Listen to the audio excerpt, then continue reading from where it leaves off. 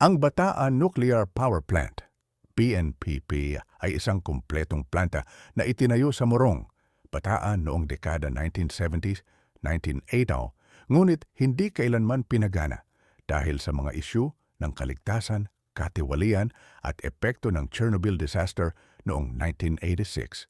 Hanggang ngayon, nananatili itong simbolo ng kontrobersya at debate sa enerhiya ng Pilipinas. Ito ay nasa Napot Point, Barangay Nagbalayong, Morong, Bataan Layo sa Maynila.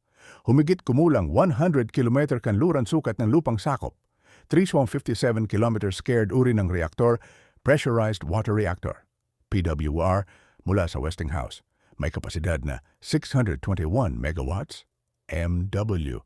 May gastos sa konstruksyon na mahigit $2.4 billion. 1958, nagsimula ang nuclear program ng Pilipinas sa pamamagitan ng Philippine Atomic Energy Commission. 1973, inanunsyo ni Pangulong Ferdinand Marcos Sr. ang pagtatayo ng planta bilang tugon sa oil crisis.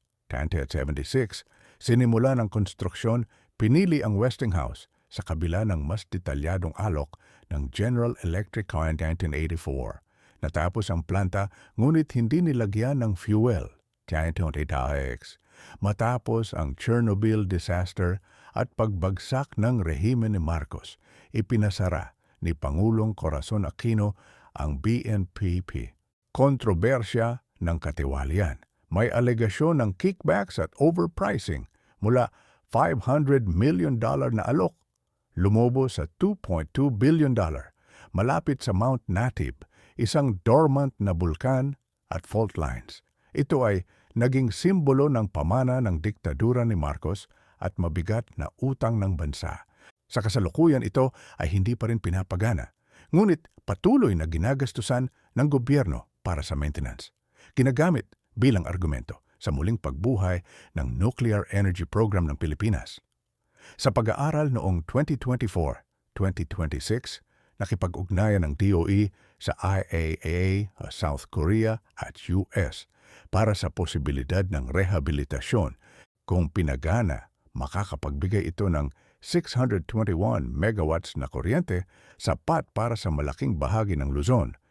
Isa sa pinakamahal na proyekto na hindi nagamit, ngunit nananatiling asset na maaaring i-rehabilitate. Ito ay simbolo ng naging monumento ng deferred judgment, kumpletong planta na hindi kailanman nakapagsindi ng ilaw. Ikaw pabor ka ba na buksan ang Bataan Nuclear Power Plant? Please like, share, and follow my page.